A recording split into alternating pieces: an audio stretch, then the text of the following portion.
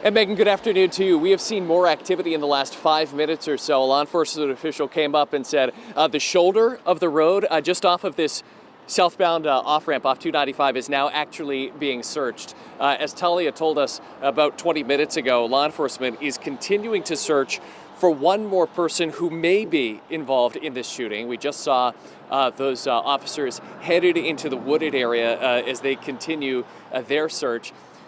Our vantage point is a little blocked now that more law enforcement officials have arrived on scene, but I believe it is the second car back.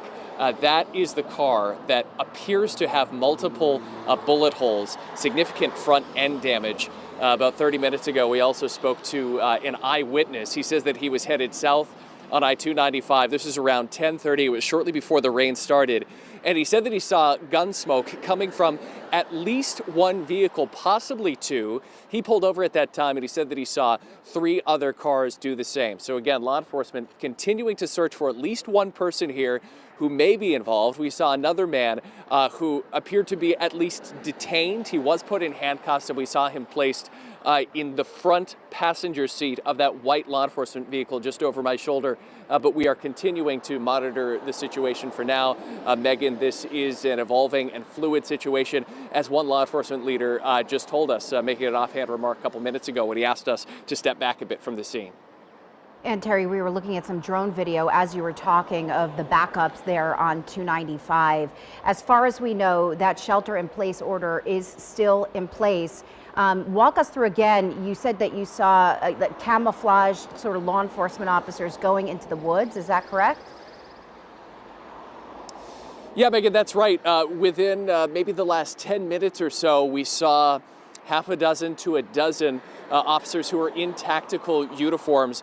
They lined up just on the railing of this off-ramp and they went into the woods. That's where they are right now.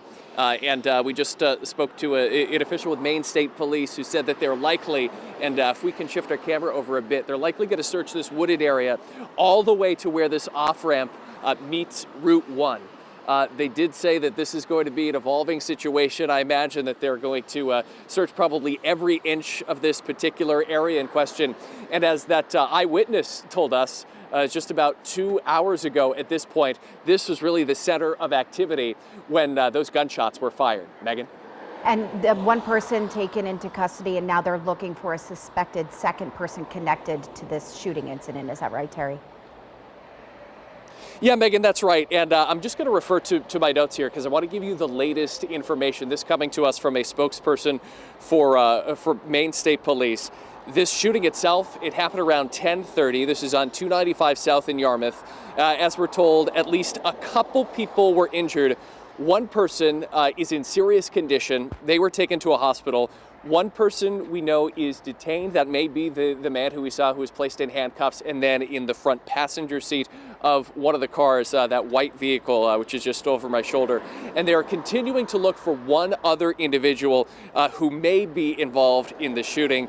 We have seen law enforcement canines in the area as well. They are searching for that second person of interest in this shooting incident, which first occurred around 10:30 today, Megan.